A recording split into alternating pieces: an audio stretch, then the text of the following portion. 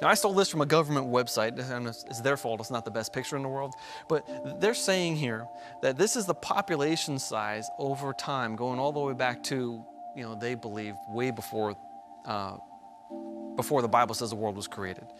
But essentially, there's about 1 million people alive across the world for tens of thousands of years, and all of a sudden, somebody invents farming. And that means that extra population can be handled because there's more food. And all of a sudden, the population does that, and we have 7 billion people today. And how come the people with the same genes back here, who were just as smart as people here, they didn't think of planting something in the ground and harvesting it the next year? So this is really magic back here. Right. Taking that thought, I applied that to a biblical idea where this is the flood, this is today. And starting from those 6 people, all you have to do is double the number of people every 156 years. And you arrive at 7 billion people after 4,500 years. Just about any model that has any growth at all, you can get this many people in those many years.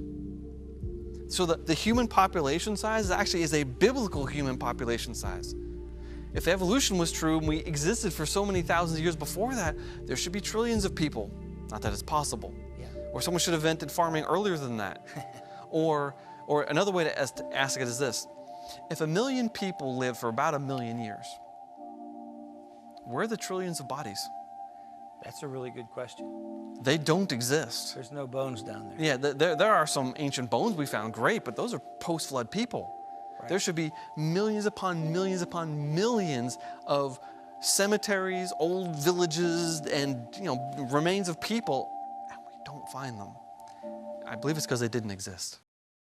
Earth's magnetic field is getting weaker. That is an established fact. That means it can't be more than, say, 25,000 years old. Interesting thought. According to NASA, I believe NASA is the one that said the Earth's magnetic field's half-life is 1,400 years. Half of the magnetic field is gone every 1,400 years. So if you go back in time 1,400 years, it was twice as strong. You go back 2,800 years to about the time of King David, it was 4 times as strong. You go back another half-life, another 1,400 years, say the time of the flood, just before the flood, the magnetic field will be 8 times as strong as it is today. You go back to the creation of Adam, it's probably 15 times stronger than it is today. Well, if the magnetic field were that strong, some strange things would happen.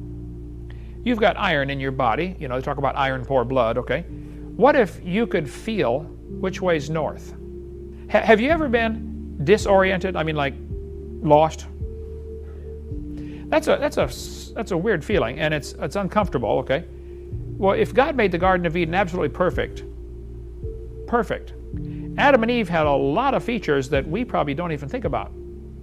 They probably had a built-in GPS. You could not get lost. You always knew exactly where you were in relation to the Earth, based on the magnetic field. Birds navigate by the magnetic field. Bees go out and find the honey, come back, or go find the nectar, and navigate by the magnetic field. The Earth's magnetic field is a powerful indication the Earth is not billions of years old. It cannot be, because if you went back stronger and stronger magnetic field, now it starts to generate heat, and it melts everything on Earth. The heat generated would have destroyed the planet 25,000 years ago. A big study was done on Sahara Desert. It has been known for a long time. Sahara Desert is growing. Actually, today it grows 4 miles a year. They lose 4 miles every year to desert. There's a group from Germany went in there and studied this for a while, and they said, Sahara Desert's probably 4,000 years old. Okay, I would agree with that. There are historical records of, people living in areas that now you just couldn't live there. Egypt, for instance, had lots of area that was not desert, that now is desert. I got a question. If the Earth is millions of years old, why isn't there a bigger desert? Or why hasn't it stopped growing? Run into a border someplace that it can't grow past. Well, the Bible says 6,000 years ago God made everything, and 4,400 years ago there was a flood. Destroyed everything. It's really hard to have a desert under a flood, right? Pretty tough. So I predict, just based on what the Bible teaches, that the oldest desert on the planet will be less than 4,400 years old. And when you look at the evidence, it is. Inside that rock-looking structure are tissue, cells, and protein still there.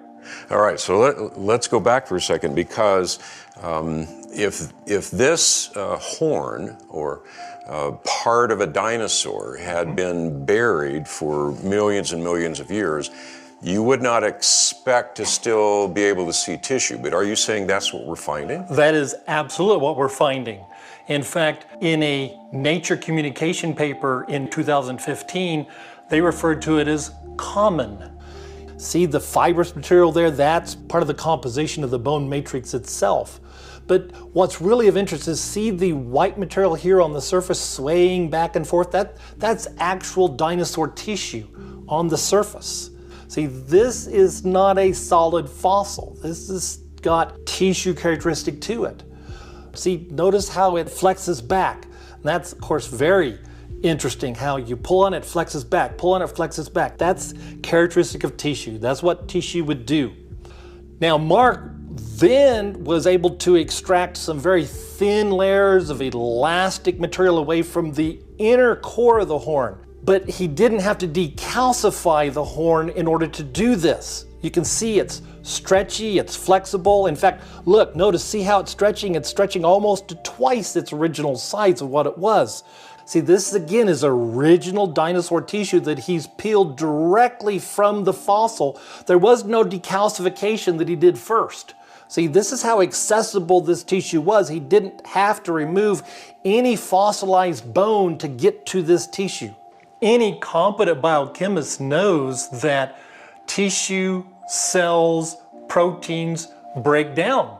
They're not concrete, they don't just exist for eons of time, they break down. And in fact, they tend to break down fairly quickly depending upon the conditions. And certainly in Hell Creek, the conditions would be warm up, cool down, warm up, cool down. We found this horn, for example, just a mere 1 foot below the surface. So there was no thermal protection by being deep in the ground. So it would have been very much subjected to fluctuations of hot and cold and hot and cold. And any biochemist can tell you that is the fastest way to destroy material. Fossil centipede was found 8.5 feet long. That's a big centipede. Fossil grasshoppers 2 feet long have been found fossilized. Fossil cattails 60 feet tall. Fossil donkey 9 feet high at the shoulder. Fossil buffalo with 12-foot horn span. Fossil beaver 8 foot long. I talked to the guy that found the beaver jaw. There's his Jim Erb and his phone number right there. Look, folks, if you have bigger trees, you need bigger beavers to chew them down. A 1-inch shark's tooth indicates about a 12 to 15-foot shark. You know they find fossil shark's teeth, indicating sharks probably were 80 feet long before the flood. Now, if you have more air pressure, that puts more gases into the water, which means bigger fish can survive and more fish per square foot can survive. So it's a different world before the flood. Turtles have been found that are huge by today's standards. Gigantic turtles. And birds 13 feet tall have been found. And lizards grew to be huge because reptiles never stop growing.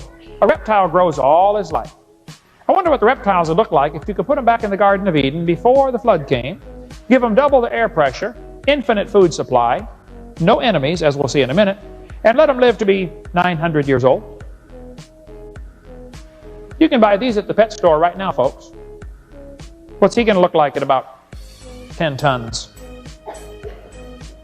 A dinosaur.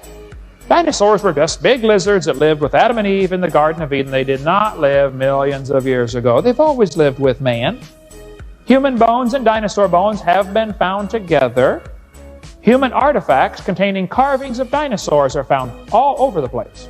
Many, many thousands of them. We cover a lot more on that on the videotape about dinosaurs and the Bible and dinosaurs that are still alive. Down in Ica, Peru, they found nearly 50,000 stones with humans and dinosaurs carved on them. Did you know there's no such thing as prehistoric? The word prehistoric was not in the dictionary in 1766. No such word. They didn't have a word prehistoric. In 1860, Webster's dictionary did not contain the word prehistoric. It wasn't added till about 100 years ago when Darwin's theory became popular. There's no such thing as prehistoric. Now, there are things that are pre-flood, but that's not prehistoric. Major difference. There's a 13th century castle with dragons on it. There's a grave from the 15th century showing, and carved in brass, 2 long-necked dinosaurs. 16th century castle has dragons on it. We've got 7 coins in our museum on loan. They're silver dollars from 1500s to 1600s, real silver dollars. All of them show somebody slaying a dragon. It was common 400 years ago. Everybody knew about slaying dragons. Of course, you got to slay the dragon. You know, that's just standard procedure. Save the dragon, rescue the princess, or whatever. I don't know. But here's a Russian medallion showing a guy killing a dragon. Bulgarian postage stamp has somebody killing a dragon. The crest of Lithuania shows somebody killing a dragon. A city in France was renamed Nerluk to honor the man who slew the dragon. Indians carved dinosaurs on the walls of the Grand Canyon. Why would they put dinosaurs on the walls of Grand Canyon? Maybe because they hunted dinosaurs around there. In 1925, some guys took a raft trip down one of the canyons out west, and they wrote a report. They saw one of these dinosaurs, and they said the fact that some prehistoric man made a pictograph of a dinosaur on the walls of this canyon upsets completely all of our theories. Oh, they upset his theories. Oh, no. He said about a year ago, a photograph of a dinosaur was shown to a scientist of national repute who was then specializing in dinosaurs. He said, it's not a dinosaur, it's impossible. Because we know dinosaurs were extinct 12 million years before man appeared on Earth. This guy says nobody's ever seen a dinosaur. Well, why did they put them on their cave paintings? Why did they put them on ancient pottery? Why do we see so many legends of dragons if nobody's ever seen one? Anyway, what made the dinosaurs go extinct? Many dinosaurs died from the climate changes. Second problem they had was even worse, I think. People hunted them. But they didn't call them dinosaur, they called them dragon. The word dinosaur wasn't made up till 1841. It's a brand new word in the dictionary. I got some old dictionaries and looked for the word dinosaur. Even in 1891, the word was not in the dictionary. They called them dragons. Bible mentions dragons 34 times. Even in the 1946 dictionary, listed as now rare. As the population of people began to grow after the flood, the population of dinosaurs began to go down. Because nobody wants to live next door to a dragon. How many grizzly bears are roaming loose in the woods right here in Bucks County? None, right? How many were there 400 years ago, you think? Probably a whole bunch of them. Gilgamesh is famous for slaying a dragon. A Chinese legend tells about a guy named Yu. Says after the Great Flood, they surveyed the land of China and divided it into sections. He built channels to drain the water off to the sea and make the land livable again. Many snakes and dragons were driven from the marshlands. This piece of pottery from Egypt shows 2 long-necked dinosaurs. Why would they put dragons and dinosaurs on different pieces of pottery that are found from ancient civilizations? What are these dragons? And the Bible talks about a fiery flying serpent. What is this? Herodotus in 400 BC reported the fiery flying serpents. You might want to read that story sometime. The fiery flying, anyway. In the book of Job, it talks about out of his mouth, Leviathan, go burning lamps and sparks of fire leap out. Out of his nostrils go a smoke. Alexander the Great reported dragons when he conquered part of India.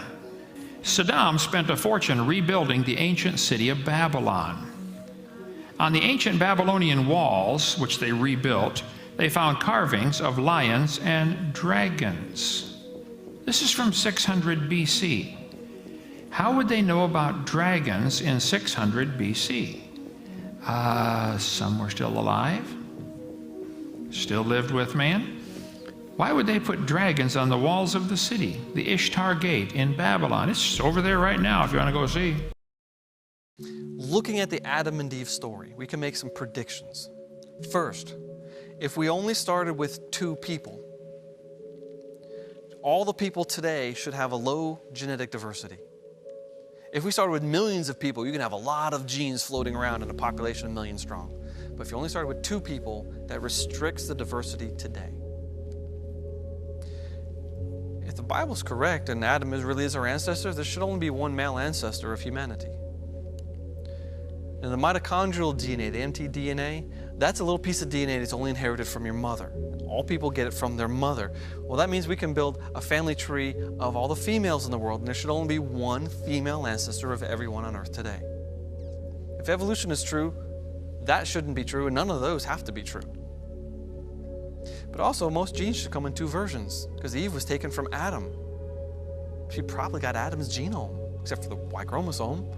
But Adam only has 2 copies of each gene, so you can only have 2 versions of each gene. Turns out, this is exactly what we have found in modern human genetics. Huh. Wow. I mean, what's the chance of the Bible being made up and the biblical story actually mirrors what we actually see in human genetics today? That's amazing. Totally amazing. You know, you probably heard chimp and human DNA is 98 to 99% the same, yes. I think right? we've all heard so that's that. a 1 to 2% difference. Well, you need to realize they're only looking at one type. Here, we have chimp DNA, or human DNA, but no matching chimp. So that would be a gap? Or? It's called a gap or an indel. Here's another one. Okay, so you have chimp but no human to match it. Then there's millions of bases outside of this, which is represented by this, that don't even line up at all. They're not aligned. So those are legitimate differences, but they're not counted into their evolutionary, because it doesn't fit their evolutionary story. So Dr. Tompkins has done some more studies to really look at this. What are the legitimate differences? What if you count them all, right? Then you're looking at an 85% similarity overall. Well, it's a lot less than 99 or 98. Right, that's a 15% difference. Now some people might think, well, that's still not a lot. That's 15% of 3 billion, remember that. We have 3 billion base pairs in our DNA. That means that equates to 450 million differences between humans and chimps. That's a lot. That's a lot of differences. You can't account for that in evolutionary time. And it only reflects some of the differences, and I don't have time to get into this, but there's what we call non-sequence differences. There's layers and layers of information in DNA. And so when you start to look at some of these other differences, like structure and things like that, there's even more differences.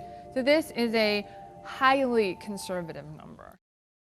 If you look up the word unicorn in the Webster's New World Dictionary, it says that unicorn is a mythical horse-like animal with a single horn growing from its forehead. This is a depiction of a unicorn. This animal is mythical. It's fictional. It's make-believe. It's not real. There's none of these alive today, and no scientist has ever found a fossil of one, and yet unicorns are mentioned in the Bible 9 times in the books of Numbers, Deuteronomy, Job, Psalms, and Isaiah. And so because of this, people like to scoff at the Bible and say things like this. So, now if you believe in God, you believe in unicorns, which is fantastic. If we're going to use the Bible for science, we've got some tough things to explain. What are you going to do about unicorns? Are mentioned 8 times in the Bible. I want to tell you what, we have never found a fossil of a unicorn. By the way, where are the unicorns that are referred to in the Bible? Where are those, either in the fossil record or today? I'd like to see one of those. Another one of those interesting tests that continues to get failed. Well, if you get an old 1828 Noah Webster's Dictionary, which is the very first edition dictionary that Webster came out with about 200 years ago, and if you look up the word unicorn, it says that unicorn is an animal with one horn, the monoceros. This name is often applied to the rhinoceros. Notice how this definition says absolutely nothing about a horse. It says nothing about a horse-like animal or a mythical animal or a fictitious creature. It says absolutely nothing about Greek mythology whatsoever, but rather it says that this is a name that is often applied to the rhinoceros. Wait a minute, what? The rhinoceros? You mean this is a unicorn? But the rhinoceros has 2 horns. How could this be a unicorn? Well, if you look up the word rhinoceros in the same dictionary, it says that rhinoceros is a genus of quadrupeds of 2 species, one of which, the unicorn, has a single horn growing almost erect from the nose. This animal, when full grown, is said to be 12 feet in length. There's another species with 2 horns, the bicornis. They are natives of Asia and of Africa. According to Noah Webster, back in the early 1800s, it was understood that there were 2 species of the rhinoceros. The one-horned species was called unicorn, and then the 2-horned species was called bicornis. So basically, you get a 200-year-old Noah Webster's dictionary and look up the word unicorn, it says rhinoceros, then look up the word rhinoceros and it says unicorn. That was just 200 years ago. The old King James was translated 400 years ago, in 1611. So if the definition of the word unicorn has changed in just the past 200 years from rhinoceros to horse, then it doesn't make much sense to take a modern definition of the word unicorn and apply it to a 400-year-old translation of the Bible. That's illogical. As a matter of fact, even today, the scientific name of the Asian one-horned rhinoceros is Rhinoceros unicornis, and Diceros bicornis is the scientific name of a two-horned rhinoceros. Well, where do you think those scientific names came from? I wonder. Well, they came from the Latin. Unicornis and bicornis are Latin words. Well, that's interesting, because in Psalm 92, verse 10, the psalmist is praying and says, "But my horn shalt thou exalt like the horn of an unicorn." If you look up this verse in the Latin Bible, the word that's being used here is the word unicornis. Unicornis is the same Latin word that's being used in the scientific name of the Asian one-horned rhinoceros. In Job 39, verse 9, God is speaking to Job and says, "Will the unicorn be willing to serve thee or abide by thy crib?" If you look up this verse in the Latin Bible, the word that's being used here is the word rhinoceros. Rhinoceros is the Latin word that's being used in this scripture verse. Interesting. Rhinoceros unicornis. Rhinoceros unicornis. As a matter of fact, in these 9 scripture verses, there's actually 5 different Latin words that are being used. Rhinoceros, rhinocerotis, rhinocerota, unicornium, and unicornis. These 5 Latin words are what's being used when the Old King James Version of the Bible says unicorn. But they opened up a grave in South America. The grave was probably made about 1,000 years ago, and found this little gold artifact in there. You can see it next to the dime for scale. Little, looks like an airplane about this big. The Smithsonian has it, and they have it labeled as a stylized insect. Because they got this preconceived idea, ancient man was dumb, modern man is smart. They could not possibly have known about airplanes 1,000 years ago. And yet, here they've got one. That's not a stylized insect. I'm sorry, they knew about flight. An Egyptian tomb was opened that's 2,100 years old, and it also had an airplane in it, a little model glider. How did they know about airplanes over 2,000 years ago? Apparently, they knew about electricity a long time ago because this battery was found in Iraq from about 2,000 years ago. The Egyptians must have known about electricity. This hieroglyphic shows what appears to be wires and a generator or something hooked up to these 2 snakes. Either the snakes are producing the electricity or they're putting electricity into the snakes. I don't know, but they must have known about electricity a long time ago. They found a sunken ship in the Aegean Sea, which is near Greece in the Mediterranean, and there was encrusted on there what appeared to be an analog computing device. This is 2,100 years ago. This hammer was found in rock supposed to be 400 million years old by a lady in Texas. Battelle Laboratory said it's 96.6% iron, 2.6% chlorine, 0.74% sulfur. No carbon. And yet it is stainless steel. It won't rot. It won't rust. Before the flood came, the Bible says the people lived to be over 900 years old. You could learn a lot in 900 years. Plus, when you consider a couple other factors, they lived in a perfect environment. They would have had much higher IQs, much less to do as far as just daily things you have to do just to live. Most of those things are taken care of in the Garden of Eden. Don't need a house. You got perfect weather. So they can devote all their time to study or learning things. Plus, Adam came pre-programmed from the hand of God, probably had an incredibly high IQ, and he got to walk and talk with God for a while till he sinned, maybe 100 years, we don't know. But got to walk and talk with God. The other factor to consider is Adam lived long enough to know his great-great-great-great-great-great-great-grandson. Noah's daddy could have known Adam for 56 years. So you get not only a much higher starting point, they already knew a lot because God pre-programmed it into Adam. Plus they lived a long time and could learn a lot more. Plus they lived long enough to pass this on to many generations. Today an awful lot of knowledge goes to the grave. You know, about the time you know it all, you die. Or by the time you know a bunch of stuff, you die.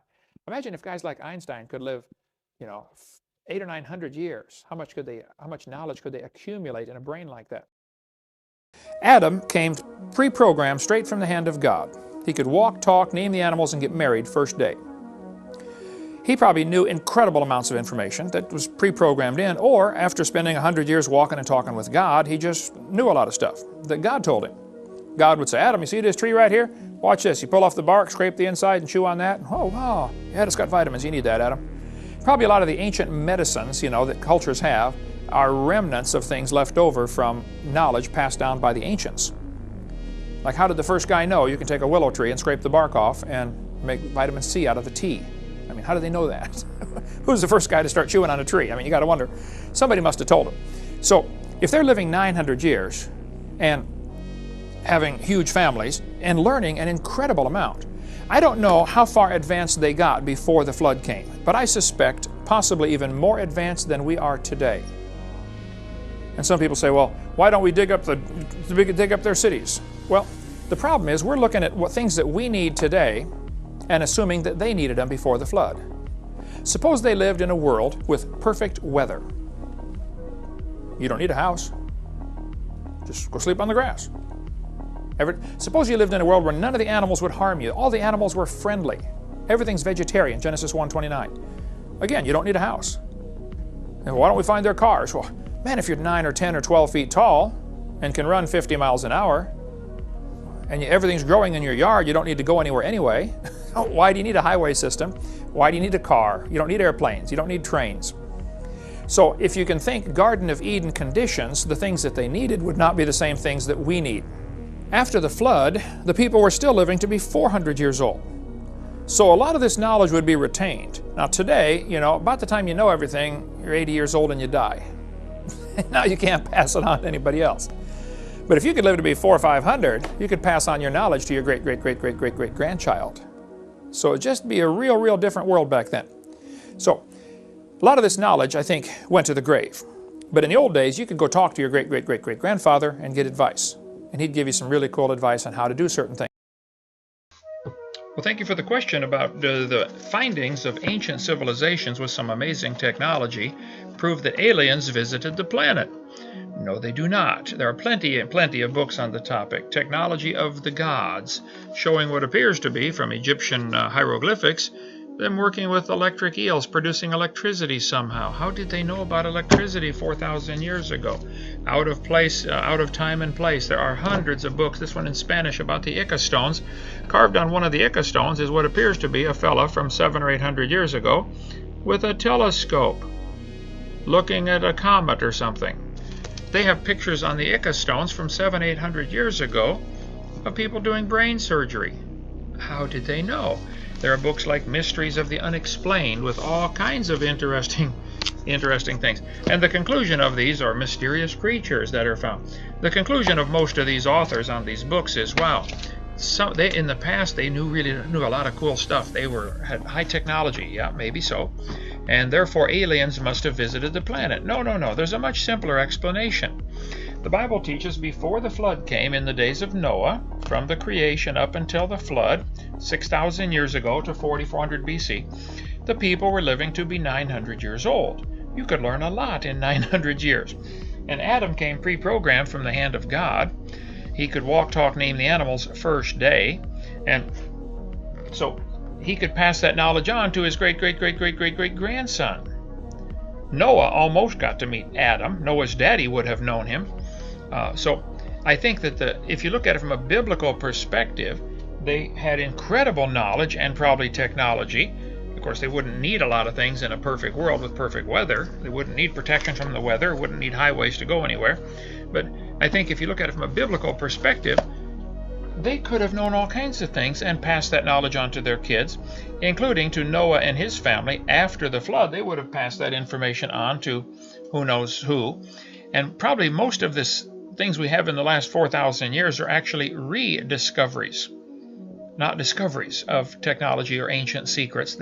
Somebody already knew this, and the knowledge was lost. So modern man is simply reaccumulating some of the things that were lost from 4,000 years ago. So if they do find out-of-place things or technology that looks really strange to us today, like how could they know that? Like the Antikythera device found in the Aegean Sea, I believe it was, by Greece, that appears to be a calculator from 2,000 years ago. I don't know how to spell Antikythera, but a very fascinating reading on that thing. How do they know? Well, if you start with the assumption, man started off pre-programmed from the hand of God, really smart. And we've gradually degenerated over time. It makes perfect sense. But some of these evolutionists start with the assumption man used to be a chimpanzee and we're getting bigger, better, stronger, smarter. And they have to appeal to the idea of, well, it must have been aliens from another planet that did it. No, you don't need that. Many civilizations after the flood would arise very quickly. If you got a bunch of smart people, Noah's sons, having 15, 20 kids per family or whatever, and they're going to go off to this area and they're going to build their own civilization. Well, it wouldn't take them long as they've got high IQ. They might not have all the technology. They might have to make stone tools at first, until they can dig a hole to find the iron to melt it down to make the steel tools. They would know how to do it. It's kind of a Gilligan's Island situation. But within 50 years, you could build a civilization. You look at Robinson Crusoe, lands on an island. Say after 20 years, he's got a whole, got a farm, got a house, got a fort, did it all himself, So yeah, it doesn't, especially you get smart people in situations like that, you can build a civilization in a hurry. It's interesting, if you study history, all of the ancient civilizations, the Babylonians, the Sumerians, the Greeks, they all are the Chinese, they just arose out of nowhere. Poof, there's a civilization. There's no evidence of this stuff they teach in school, of them going from hunters and gatherers and grunts and groans, caveman stuff, becoming civilized and building cities. There's no evidence of that. Farther back you go, it's all of a sudden, poof, there's the beginning of the Egyptian civilization, the beginning of the Chinese civilization, just like they moved in and built it. This iron pot, we've got a model of it here, was found inside a lump of coal. This is a replica. You can get a replica from Carl Baugh. They're breaking open a lump of coal and there's an iron pot inside. They examine the coal that comes out and it's molded right to the pot on both sides. The coal formed around the iron pot. What would you conclude? That a coal miner dropped it? No, because then the coal won't be conformed to the pot. I would conclude that they had iron and were making iron vessels before the flood. During the flood, they got buried in a forest of trees and squished and turned to coal, and of course it's not going to affect the iron any. How do you get an iron pot in a lump of coal? Ancient man must have been smart, not primitive. In Peru, they've got giant stone walls like the one in the picture here. These stone walls are phenomenal. Some of the rocks in there are so huge, we can't even move them today. One of the stones down in Peru weighs 20,000 tons. Now, to give you an idea how big that is, the largest crane on Earth today can lift 3,000 tons. I think they just built one in Japan, if I recall, for unloading ships. I just heard about it in 2003 or 4, that can lift 6,000 tons. What is truly impossible about the block is that it's the size of a 5-story house and weighs 20,000 tons. We have no combination of machinery today that could dislodge such a weight, let alone move it. We can't even break it loose from the ground, let alone move it. We can't do it. This is a little zinc and silver vessel, was found inside rock, supposed to be 600 million years old. There's a great article in The Puzzle of Ancient Man about the little device found in a ship that was sunk in 100 BC in the Aegean Sea, which is right next to Greece. Okay? It's got an analog computer on board. How on earth did they know about analog computers in 100 BC? It's called the Antikythera device, Antikythera mechanism. The History Channel in March of 2005 was amazing. It had a whole hour-long message about this Antikythera device found in Greece. They actually built a working model of it and said this thing, by turning the crank, would be able to predict where the planets would be or the sun would be. It'd be like an amazing computer for ships navigating. 100 BC. No, ancient man was not primitive. All over the world, petrified trees are found standing up, connecting these rock layers. Petrified tree connecting a bunch of layers can't be millions of years difference in the age of those layers. One in Cookeville, Tennessee, not far from here. The bottom is coalified, the center is petrified, the top is coalified again. Runs through 2 coal seams. I took my whole family over to Australia. My daughter and I got to go scuba diving at the Great Barrier Reef. It was incredible. Some of the reef was destroyed during World War II by ships and anchors and bombs and stuff like that. So the environmentalist wackos went out there to see how fast it grows back. They watched the reef grow for 20 years. After watching it grow for 20 years, they said the reef is less than 4,200 years old. Okay, well then I have a question. If the Earth is millions of years old, why don't we have a bigger reef someplace? Why on earth would the biggest reef be only 4,200 years old? When it rains, 30% of the water runs into the ocean, bringing with it mineral salts. The oceans are getting saltier every day. Today they're 3.6% salt. They could have done that in less than 5,000 years.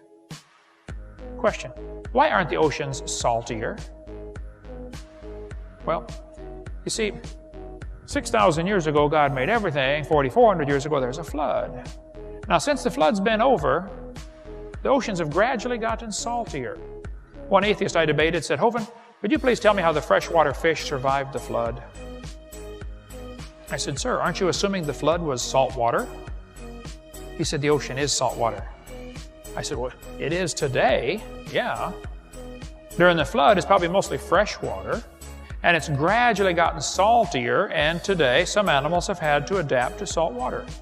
A friend of mine in Alabama raises fish. He said he took a freshwater fish, black mollies, slowly added salt to their aquarium. In 2 weeks, they became saltwater fish. When he put them back in freshwater, they died in 30 minutes. All you got to do is fly out west and look at the erosion patterns and say, man, this place was destroyed by a flood. I mean, the whole world was destroyed by a flood. Just fly around like I do and look out the window once in a while. The oldest languages in the world are kind of interesting. Origin of major writing systems from National Geographic. What do they say? Well, they say the oldest writing systems in the world started about 3000 BC. 5,000 years ago. Oldest writing systems. And the oldest languages are modern, sophisticated, and complete. The Chinese said the year 2000 was the year 4700. They think they started their calendar with the flood. They called Noah Fuhai. The oldest recorded capital punishment, 3,800 years ago. The Hebrew calendar said the year 2000 was 5760. We know the Hebrew calendar is messed up because a rabbi purposely took some years out to make it not match the prophecy to fit Jesus. The Saxons had a genealogy going back to Adam. The Danes and Norwegians had a king list going back to Noah. Don't trust the Egyptian king list. That is greatly exaggerated. See the work by Corville on that and Evolution Cruncher. Why are the oldest reliable historical records less than 6,000 years old? Well, I have a theory about that. I bet you know what it is, don't you? Yeah. That Bible is absolutely right, folks. Absolutely correct, scientifically. The evidence for a young earth is overwhelming. The students aren't taught that. Students are only shown the evidence for an old earth. Remember the coins in the box? They better deal with the youngest ones, not the oldest ones. These books aren't really science books anymore. They're books about evolution. Millions of kids today in multiple generations have in a similar way been brainwashed. Give them a book like this that says, I can read about dinosaurs. And what do you think are the first words in the book? You guys have this book too. That's right. Millions of years ago. Here's another book, first words, millions of years ago. Beloved Dr. Seuss, not the first words, but millions of years ago. Or you can think about it like this. You can meet little Joey here who's 5 and about to start school. Public, private, homeschool, Christian, it does not matter. And he already knows about things like evolution, the Big Bang, ape men, dinosaurs lived millions of years ago. How? Meet his preschool teachers. Oh, but they're so cute and harmless, right? But guys, I think in many cases, we as Christians fail to recognize a very important truth, and that is this. We are not the only fishers of men. And dinosaurs had been one of the main baits that the secularists used, driven by the enemy, whether they recognize it or not, to reel people, especially kids, into a secular evolutionary worldview that basically says the Bible's history is not true and cannot be trusted. And we must admit, and this is important to understand, the Bible is not a science textbook. The Bible doesn't give us all the details for geology and biology and so forth. For example, the Bible does not list every name of every animal ever created. Actually, there's very few of them.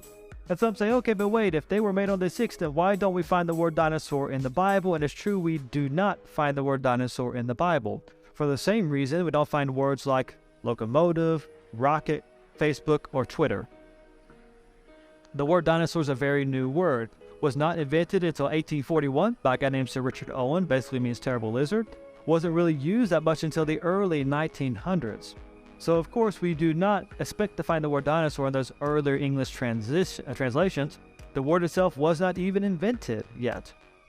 But interestingly, there is another word in those older English translations before evolutionary thinking became dominant.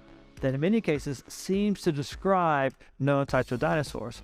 And that word is dragon, translated from the Hebrew word tanim, repeated numerous times throughout the Old Testament. It's more flexible than dinosaur, but in some cases describes dinosaurs, it would appear. One example is Psalm 74:13. Thou breakest the heads of the dragons in the waters, maybe referring to the Kronosaurus or something like the Plesiosaur. There's also a couple places in the Bible where it appears that even God himself describes a dinosaur. In the book of Job, very good. In the book of Job, God told Job to behold a behemoth. And the word behemoth just means a monstrous beast, and God wants Job to look at it so it's a real creature. And if you remember the context here, God's kind of showing Job his creative power, putting Job in his place. Job, I know you don't understand, but trust me, I'm God. See my creative power. I love you and I got you covered. Kind of showing Job that through this example. And there are a lot of study Bibles that may suggest to us, you'll find it in many, that behemoth was possibly a hippo or an elephant. But let's see if the description given in Job fits a hippo or an elephant.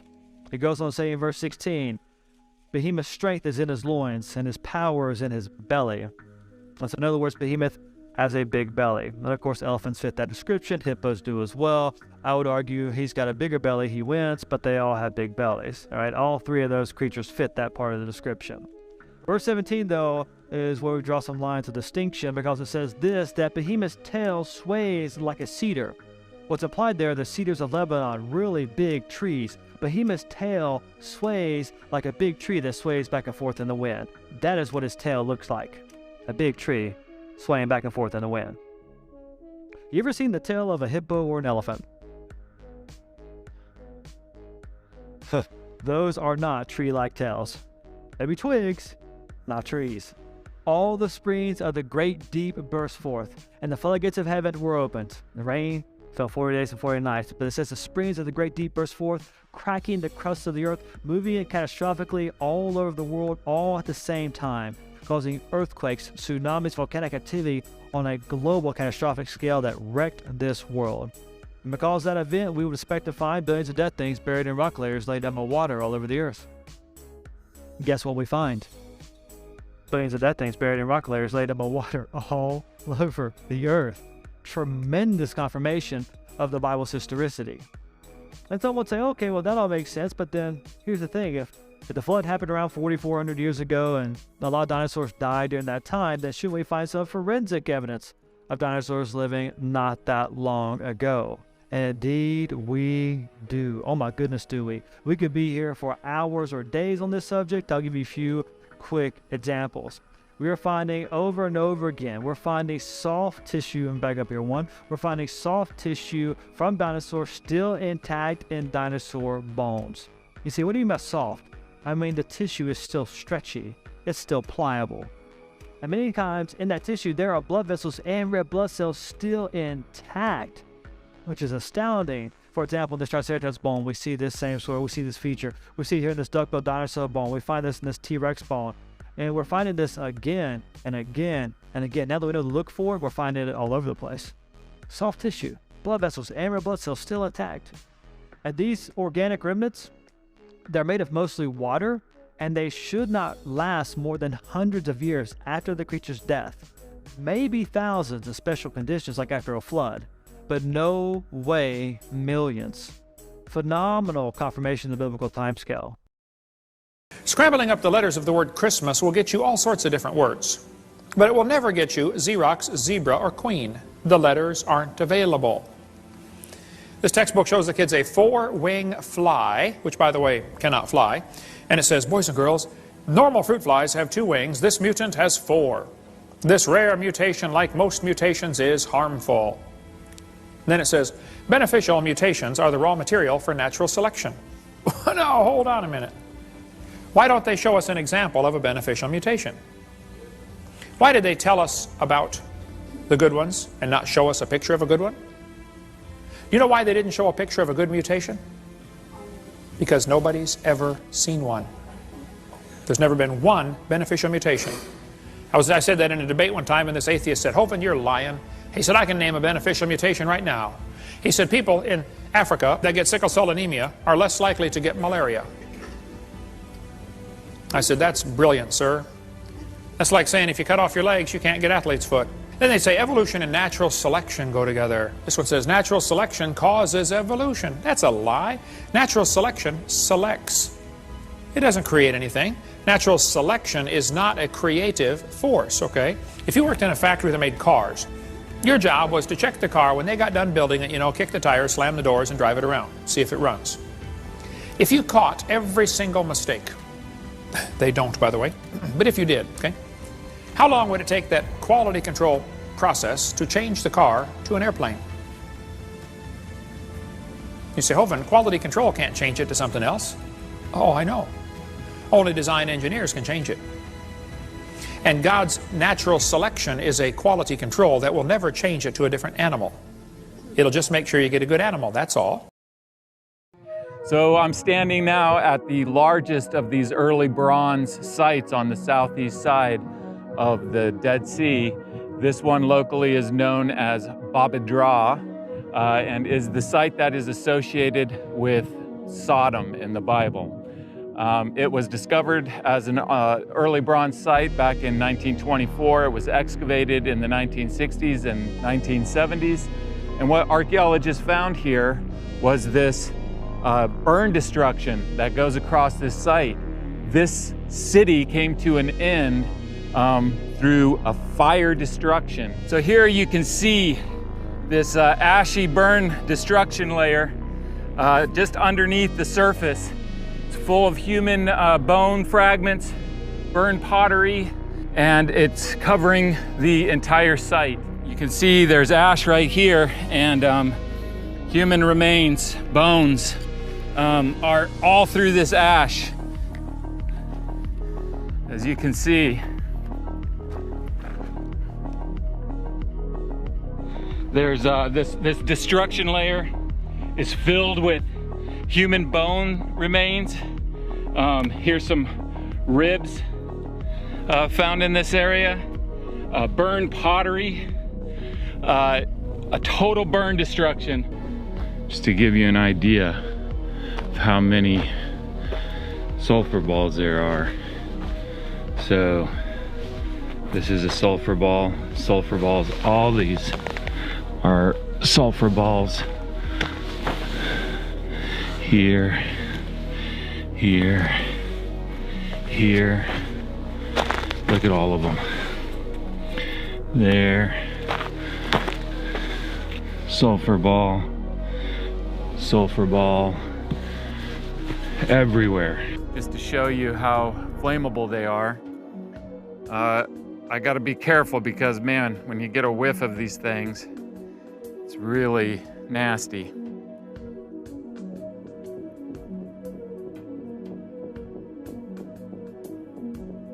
Anywhere that they would have landed on land, they would have burned up like this, and they would have burned anything flammable around them.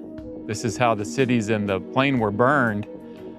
However, if they would have hit the water of the Dead Sea, that would have extinguished them, and therefore they wouldn't have burned up, and they would have sank down to the bottom of the floor of the Dead Sea and been preserved in a geological layer. I've lived in the biblical world now for over 15 years, and I mean, things just always end up being more obvious than mysterious.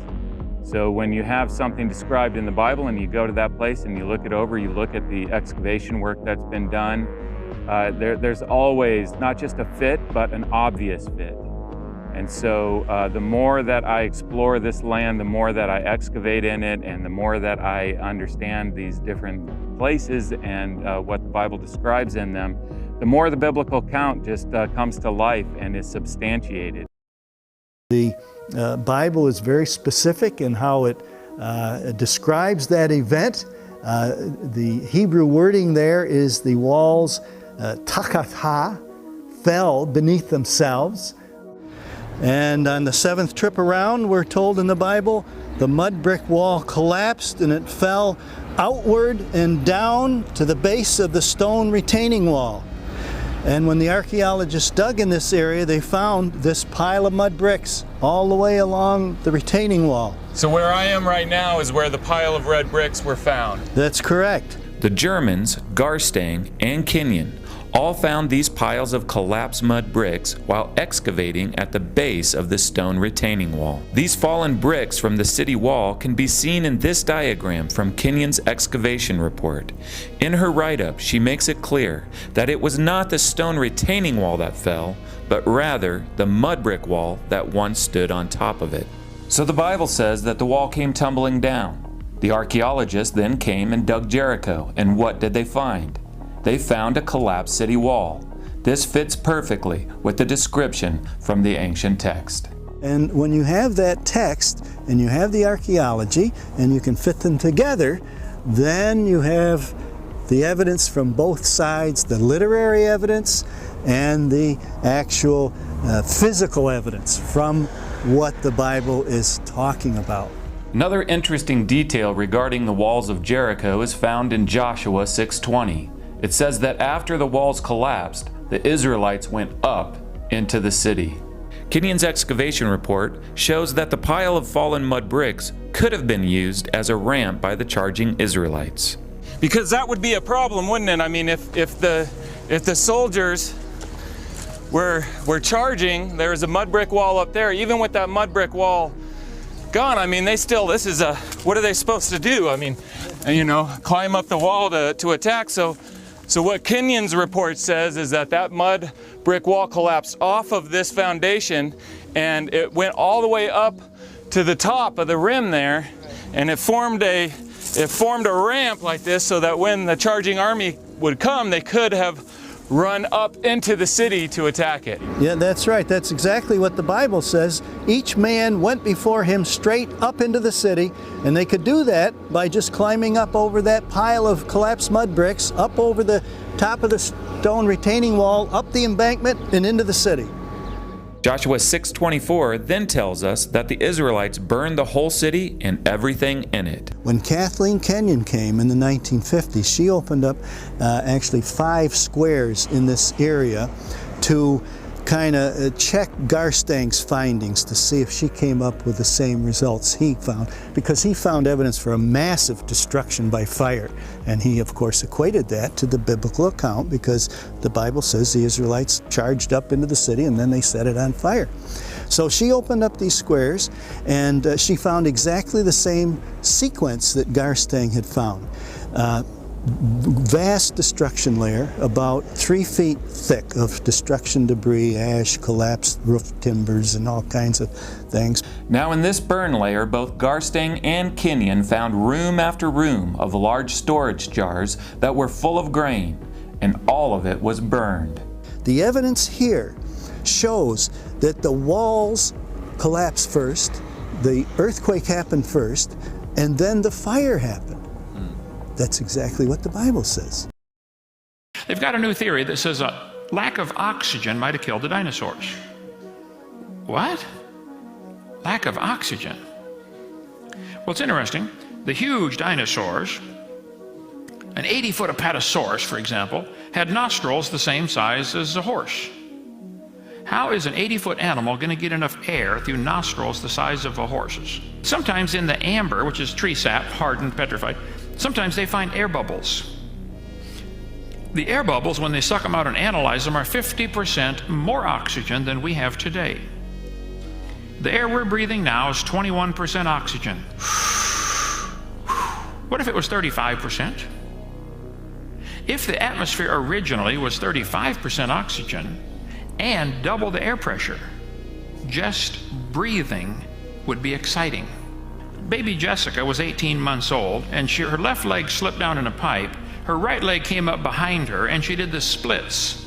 She slid down 20 feet inside an 8-inch pipe. She was down there for 2.5 days. They tore up the neighborhood trying to get that kid out of there, out of that pipe. When they finally got her out, her right leg was completely black from lack of circulation. One of the doctors said, "We have to cut her leg off right now. It's black, no circulation." Another doctor said, "Hey, before we start cutting stuff off, let's try putting her in a hyperbaric oxygen chamber." You know what? Hyperbaric, high pressure oxygen chamber. They put Jessica in one of these things and pumped it up to double normal pressure with pure oxygen. Within a few hours, her leg turned pink. They restored circulation. They finally had to cut off half of her little toe. She would have lost her whole leg had it not been for hyperbaric therapy. Dr. Kimori in Japan started raising tomato plants with filtered sunlight. He used a mirror system to collect sunlight and send it through fiber optic cable to his plants. So the plants would not be getting ultraviolet light or x-rays, only sunlight, pure light, okay? His tomato plant grew 16 feet tall and produced 900 tomatoes. This is one plant. They moved it to a shopping center, built scaffolding to hold up the branches. They said this thing might produce 10,000 tomatoes. It ended up growing over 40 feet tall and produced 15,000 tomatoes off one plant. They were cherry tomatoes, but his were coming off baseball size. I think maybe the whole earth was that way. I think it had not only a canopy to filter out the radiation, it had increased air pressure, richer CO2, pure gene code, better soil, and the birds chirping is what opens up the leaf cells so they can breathe in the morning. One guy got curious, why did the birds start chirping an hour before sunrise? Well, they've discovered that frequency of the chirp, chirp, chirp opens up the stomata under the leaf.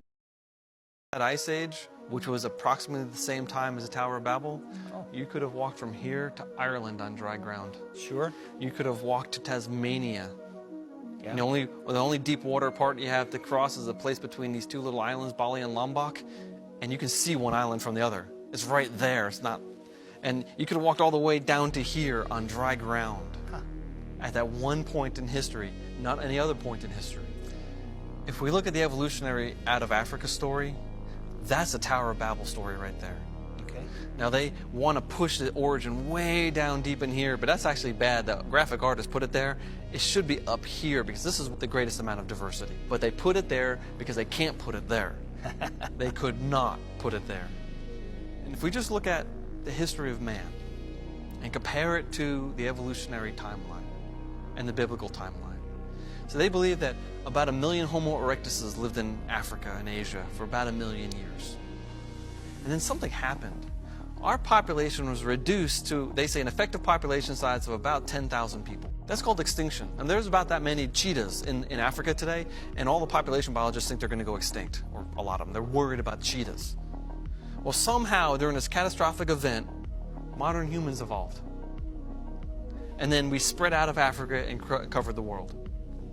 Well, the biblical timeline says we started with Adam and Eve a few thousand years ago, went to some unknown number before the flood, were reduced to 8 souls during Noah's flood, and then a couple hundred years later we hit the Tower of Babel event when we spread out across the world.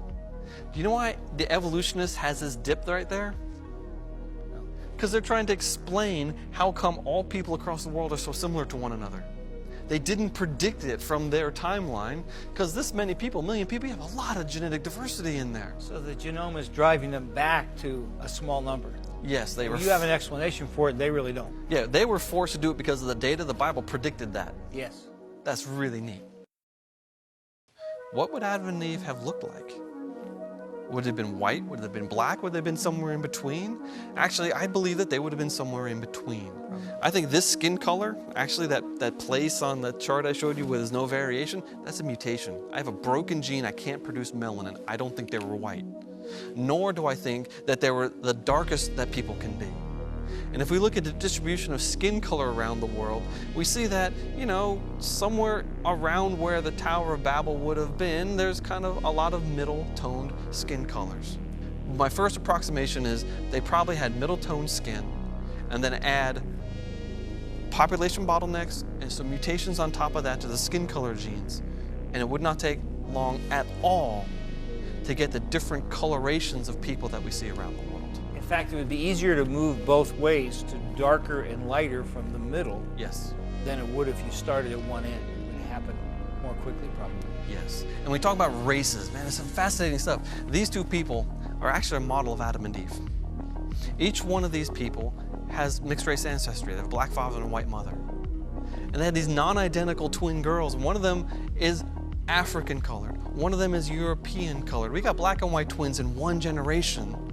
If that information for the skin color was actually programmed in Adam and Eve, it wouldn't take long at all to get a range of skin tone variations. Charles Darwin specifically, he was the father of scientific racism. That was really popular in the 1800s and the first half of the 1900s before World War II, essentially.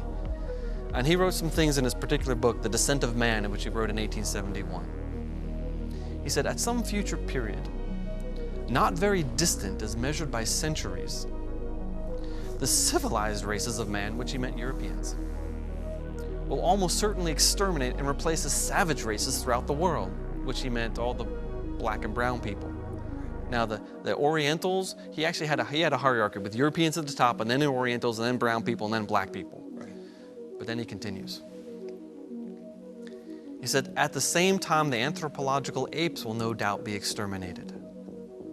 The break between man and his nearest allies will then be wider, for it will intervene between man and a more civilized state, which meant European, and some ape as low as a baboon, instead of now between the Negro or Australian and the gorilla.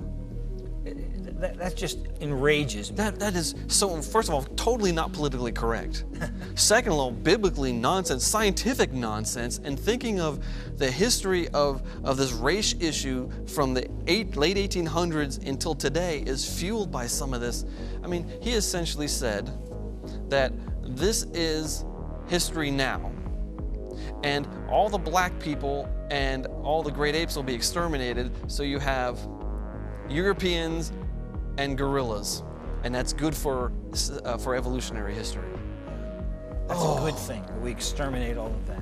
And this was played out, wasn't it? Oh, absolutely, it was played out. Yeah. You're talking about, like, World War II. Now I know the Hitler analogy is used over much, but Adolf Hitler was absolutely applying Darwinian theory to the German population, and it wasn't just getting rid of the Jewish people. Oh no. He applied it to the German people. He wanted to fight a war to kill off all the weak Germans so the German race would be stronger. Now just think about, if we take the biblical approach here, there aren't a lot of differences between people. We saw that already. Yeah. But how far apart are people in time? Well, if we just assume a 30-year generation time, which is the human average today, and we calculate a biblical date for the flood of 4,500 years, well, 30 years per generation, there's only been about 150 generations in all of human history. Okay. That means that everyone across the planet is kissing cousins. And genetically, that's what we've discovered. We're much more similar than the geneticists had ever attempted to estimate. It's really funny how the modern genetics has brought all the similarity into a biblical model and invalidated all the evolutionary models for the first 100 years of evolutionary theory.